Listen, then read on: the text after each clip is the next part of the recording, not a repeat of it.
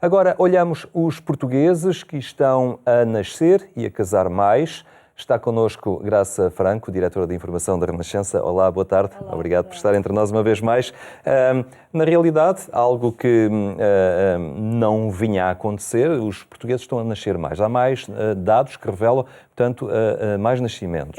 E não é só mais nascimentos, é que a proporção de número de filhos por mulher, que estava em 1,2 ainda há pouquíssimo tempo, há 5 anos, foi aumentando e já vai em 1,4, ou seja, nós que estamos no fim da fila em termos da União Europeia, agora deixamos Malta para trás, a Espanha para trás, ainda ficamos abaixo da média, que é de 1,6 filhos por mulher, e muito longe da França, por exemplo, que assegura já renovação através de 2 filhos por mulher.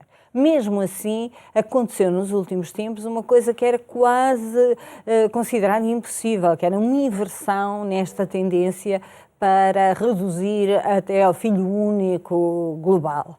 E, pelo contrário, nós assistimos a que não só houve essa mudança no fundo, a caminho daquilo que era a natalidade ideal. Havia um fundo da Fundação Francisco Manuel dos Santos que dizia que, em média, a natalidade ideal dos portugueses, dita pelos próprios em idade fértil, seria 2.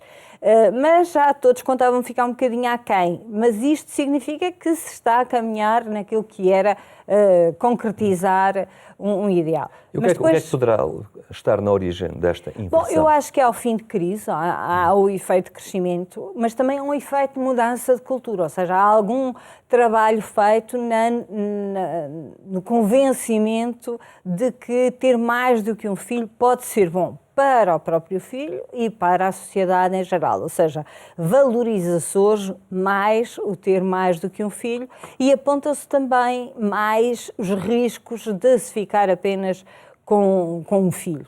Que não é só vantagens, não é? Para o próprio filho não é só vantagens.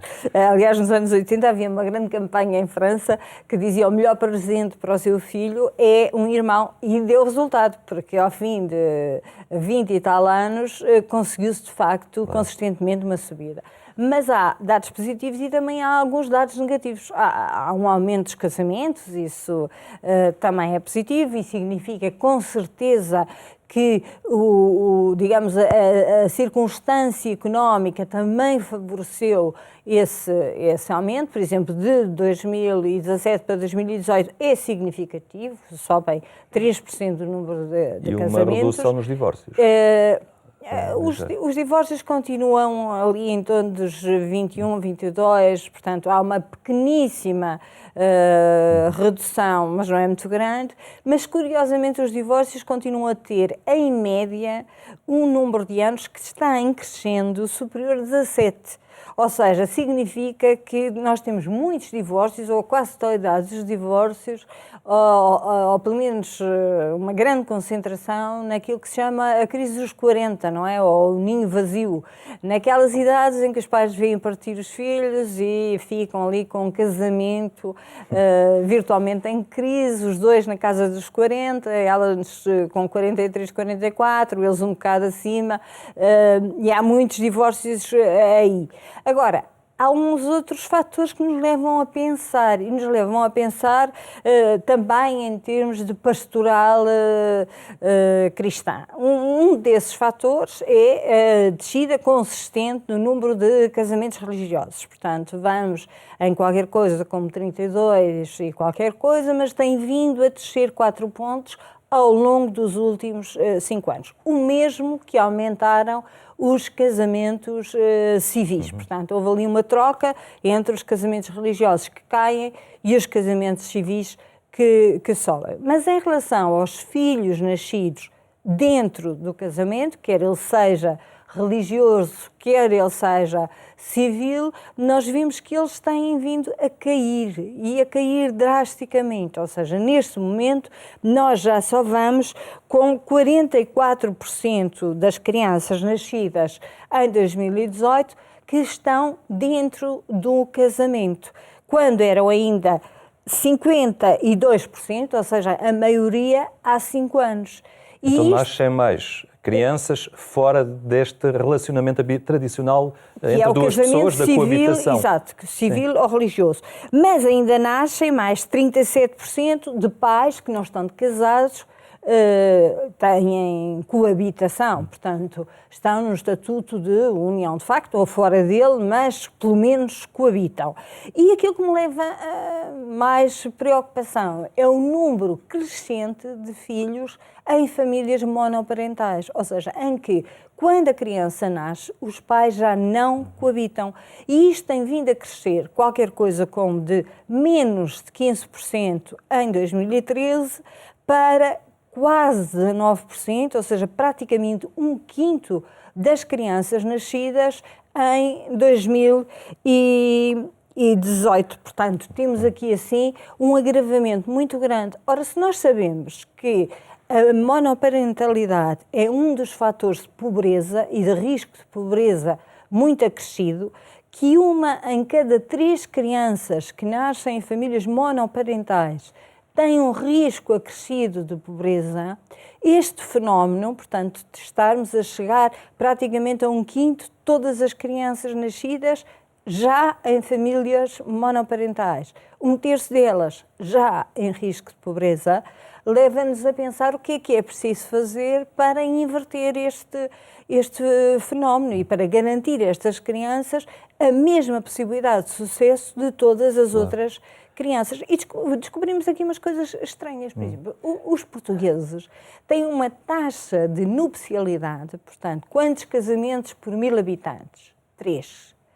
E isso é muito abaixo da média, que é de 6, e muito longe de países como, por exemplo, a Suécia, a Dinamarca, a Alemanha, que andam ali todos à volta dos 5 casamentos por 1000.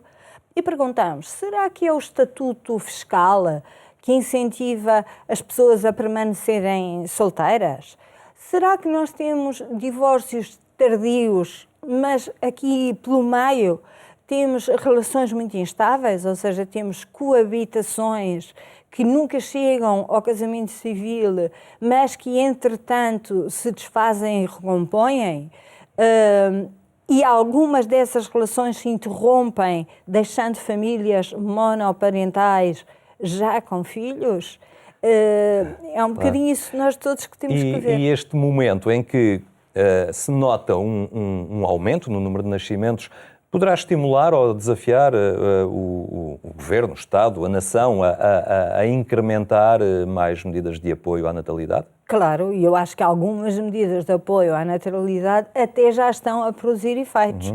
Pronto, não serão muitos, mas o aumento do abono de família, a universalidade do abono de família é certamente uma daquelas matérias a ter em conta, sobretudo se as famílias são tendencialmente monoparentais ou estão num limite muito baixo de sobrevivência. 2 ordenados mínimos somam 1.200 euros brutos, portanto, significa que receber um filho ainda não é fácil, sobretudo porque são nas famílias com crianças que, pelo menos uma ou mais crianças, que o peso dos encargos de habitação é superior e é de 40% de todo o rendimento.